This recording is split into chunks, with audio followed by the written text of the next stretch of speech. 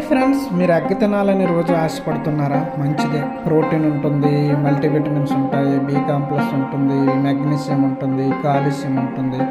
మంచిదే, తినండి కాదండి. కానీ గుడ్డు మొత్తం ఉడకబెట్టేటప్పుడు అవన్నీ కోల్పోతాయండి. గుడ్డు మొత్తం బాగా కొంతమంది ఉడకబెట్టి తింటారు. దానివల్ల ఏంటంటే దాంట్లో ఉండే విటమిన్స్ పోతాయండి. అలాగే కొంతమంది ఆమ్లెట్ వేసుకొని తింటారు. అదిలకు కూడా ఆ వేడికి అనమాట విటమిన్స్ పోతాయండి. కనుక మనం ఏం చేయాలంటే హాఫ్ ఎగ్